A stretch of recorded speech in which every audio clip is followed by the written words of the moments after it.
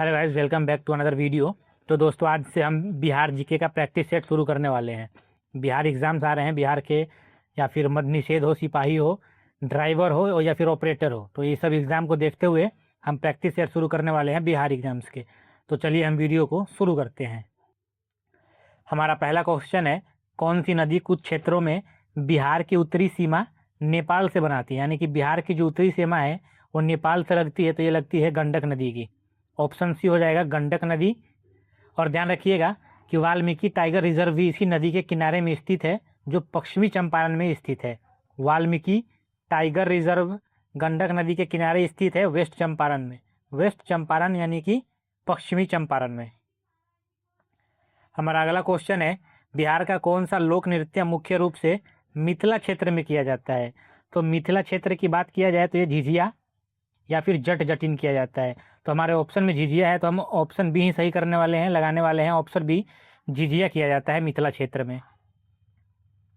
अगला क्वेश्चन है, वैशाली में कौन सी बौद्ध सभा आयोजित की गई थी?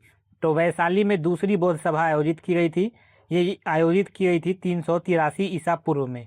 काला शोक के शासन में किया गया था, ध्यान रखिएगा, काला शोक के शासन में। ठीक है, काला शोक का शासन था उस समय, तो किया गया था, यानी कि दूसरी थी ये।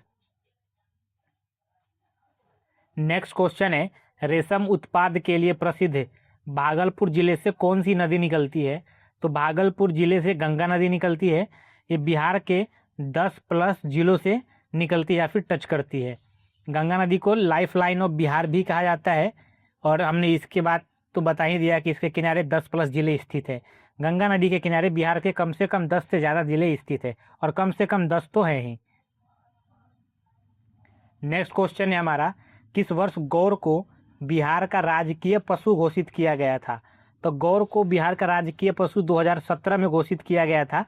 ऑप्शन डी सही हो जाने वाला है। इसे भारतीय बाइसन भी कहते हैं। इससे पहले बैल को यह पदवी प्राप्त थी, यानी कि बिहार राज्य का राजकीय पशु 2017 से पहले बैल था, 17 के बाद से गौर को किया गया है। आगे चलते हैं अपने नेक्स्ट क्वेश्चन की तरफ, और नेक्स्ट क्वेश्चन है, मुजफ्फरपुर जिले के कौन से उत्पाद को जीआई टैग प्राप्त है?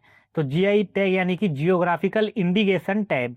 जीआई का फुल फॉर्म हो जाएगा जियोग्राफिकल इंडिकेशन, और टैग तो टैग है ही, तो ये मिला है शाही लीची को। मुजफ्फरपुर की फेमस है शाही लीची, ऑप्शन भी सही हो जाने वाला है। मिथिला मखाना ये अभी नाम रखा गया, इससे पहले इसका नाम था बिहार मखाना किया गया था, बिहार मखाना, तो इसका नाम चेंज करके मिथिला मखाना किया गया है। मधुबनी पेंटिंग मधुबनी से, और कतरनी चावल ये भागलपुर की फेमस है, भागलपुर से संबंधित है। शाही लीची जो है वो मुजफ्फरपुर से संबंधित हो जाएगा। हमारा अगला क्वेश्चन है, किस सिख गुरु का जन्म पटना साहिब में हुआ था? तो पटना साहिब में गुरु गोविंद सिंह का जन्म हुआ था। ऑप्शन सी में, ये सिख 10वें गुरु थे, ये सिख के 10वें गुरु थे, या फिर 10वें सिख गुरु थे ये, जिनका जन्म पटना साहिब में हुआ, उनका नाम है गुरु गोविंद सिंह। कौन सा वन्य जीव अभ्यारण्य बाघ संरक्षण के लिए प्रसिद्ध है? तो बाघ संरक्षण के लिए ये वाल्मीकि टाइगर रिजर्व यानी कि वाल्मीकि बाघ अभ्यारण्य प्रसिद्ध है, और ये पश्चिमी चंपारण में स्थित है, वेस्ट चंपारण में। और नदी पूछ लिया जाए तो नदी हो जाएगा गंडक नदी के किनारे। आगे चलते हैं अपने अगले क्वेश्चन की तरफ, और हमारा अगला क्वेश्चन है, 22 मार्च 2012 को बिहार किस प्रांत से अलग हुआ? तो पहले 3-4 प्रांत थे, लेकिन जो मेन थे वे थे बॉम्बे प्रेसिडेंसी, मद्रास प्रेसिडेंसी और बंगाल प्रेसिडेंसी, और उस समय तक बिहार बंगाल प्रेसिडेंसी का हिस्सा हुआ करता था। तो ऑप्शन सी सही हो जाएगा, 22 मार्च 2012 को बिहार बंगाल प्रेसिडेंसी से अलग हुआ था। अगला क्वेश्चन है, बिहार की कौन सी हस्तकला अंतर्राष्ट्रीय स्तर पर प्रसिद्ध है? हस्तकला की बात की जाए तो ये मधुबनी पेंटिंग है बिहार की, ये अंतर्राष्ट्रीय स्तर पर फेमस है, तो हमारा ऑप्शन सी सही हो जाने वाला है यहाँ पर, मधुबनी पेंटिंग्स। नेक्स्ट क्वेश्चन है, क्षेत्रफल के हिसाब से बिहार का सबसे बड़ा जिला पूछ रहा है। तो क्षेत्रफल के हिसाब से हम बात करें तो पश्चिमी चंपारण हो जाएगा, जिसे हम वेस्ट चंपारण बोलते हैं इंग्लिश में, तो ऑप्शन बी सही हो जाने वाला है। ये 5228 स्क्वायर किलोमीटर पे फैला हुआ है, किलोमीटर स्क्वायर इसका एरिया है, किसका? तो पश्चिमी चंपारण का।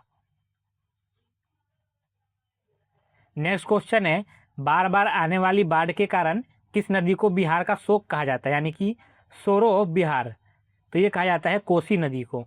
ऑप्शन सी कोसी नदी को। ये मार्ग बदलने के लिए प्रचलित है। ये मार्ग यहाँ से आ रही है, कभी इधर चली जाए इधर चली जाए, तो जिसके चलते बाढ़ आ जाती है, और बाढ़ आने के चलते बिहार का शोक कहा जाता है कोसी नदी को। स्वतंत्रता के बाद बिहार के पहले मुख्यमंत्री कौन थे? तो स्वतंत्रता के बाद ये श्री कृष्ण सिंह बिहार के पहले मुख्यमंत्री थे। ऑप्शन बी सही हो जाने वाला है। श्री कृष्ण सिंह स्वतंत्रता के बाद बिहार के पहले मुख्यमंत्री थे। अगला क्वेश्चन है हमारा, बिहार का कौन सा जिला कतरनी चावल के लिए प्रसिद्ध है? अभी हमने पढ़ा था ना, कतरनी चावल के लिए भागलपुर प्रसिद्ध है, जिसे हम सिल्क सिटी भी बोलते हैं। भागलपुर को हम सिल्क सिटी बोल देते हैं, जो कतरनी चावल के लिए प्रसिद्ध है। ठीक है, ऑप्शन ए सही हो जाने वाला है। हम अपने अगले क्वेश्चन पे चलते हैं। हमारा अगला क्वेश्चन है, बिहार में मुख्य रूप से कौन सी मिट्टी पाई जाती है? तो बिहार के क्षेत्रफल में लगभग 90% या 80 से 90% आप मान लीजिए, ये जलोढ़ मिट्टी ही पाई जाती है। न्यू एलुवियल या फिर ओल्ड एलुवियल। बाढ़ के कारण जो मिट्टी आती है ना, जो पुरानी एलुवियल जलोढ़ मिट्टी रहती है, उसके ऊपर नई मिट्टी आ जाती है, तो इसीलिए अलुवियल सोइल कहते हैं, यानी कि जलोढ़ मिट्टी। तो ये बिहार में 80 से 90% यही पाई जाती है। बिहार का राजकीय पक्षी कौन सा है? तो बिहार का राजकीय पक्षी है गौरैया, जिसे 2013 में घोषित किया गया था। ठीक है, 2013 में घोषित किया गया था। कुछ लोग यहाँ पे हाउस स्पैरो लगा लेंगे, वो गलत हो जाएगा। आपको स्पैरो लगाना है, ऑप्शन बी ये नहीं सही है, 2013 में जिसे घोषित किया गया था। नेक्स्ट क्वेश्चन है हमारा, बिहार स्कूल ऑफ योगा के लिए कौन सा शहर प्रसिद्ध है? तो बिहार स्कूल ऑफ योगा के लिए मुंगेर प्रसिद्ध है। ऑप्शन ए सही हो जाएगा, बिहार स्कूल ऑफ योगा के लिए मुंगेर प्रसिद्ध है। ठीक है ना। तो नेक्स्ट क्वेश्चन है, झारखंड के विभाजन के बाद बिहार में मुख्य रूप से कौन सा खनिज पाया जाता है? ध्यान रखिएगा, झारखंड विभाजन के बाद पूछ रहा है, तो बाद में लाइमस्टोन यानी कि चूना पत्थर पाया जाता है बहुतायत में। तो ऑप्शन सी सही हो जाएगा, झारखंड विभाजन के बाद बिहार में बहुतायत में चूना पत्थर पाया जाता है। नेक्स्ट क्वेश्चन है हमारा, बिहार का कौन सा विश्वविद्यालय विश्व के सबसे प्राचीन विश्वविद्यालयों में से एक था? तो विश्वविद्यालय की बात की जाती है, नालंदा विश्वविद्यालय था। ऑप्शन बी नालंदा विश्वविद्यालय, जिसे कुमार गुप्त के द्वारा तो बनाया गया था और बख्तियार खिलजी के द्वारा नष्ट कर दिया गया था। कुमार गुप्त प्रथम के द्वारा बनवाया गया, बख्तियार खिलजी के द्वारा नष्ट कर दिया गया था। ऑप्शन बी सही हो जाएगा, नालंदा विश्वविद्यालय। नेक्स्ट पे चलते हैं हम।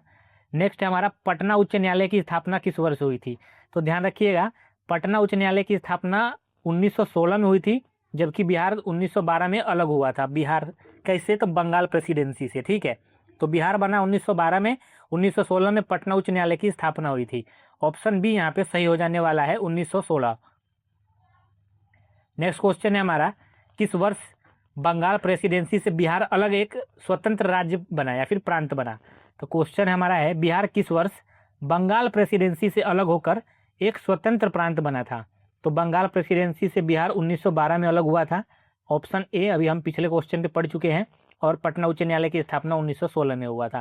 तो यहाँ हमारा ऑप्शन ए सही हो जाने वाला है, 1912 में बिहार बंगाल प्रेसिडेंसी से अलग हुआ और एक स्वतंत्र प्रांत बन गया था। नेक्स्ट पे हम लोग चल रहे हैं। ठीक है, तो हमारा अगला क्वेश्चन है, क्षेत्रफल के हिसाब से बिहार का सबसे छोटा जिला कौन सा है? तो सबसे बड़ा तो हो जाएगा हमारा वेस्ट चंपारण, पश्चिमी चंपारण, और सबसे छोटा जिला हो जाएगा शिवहर।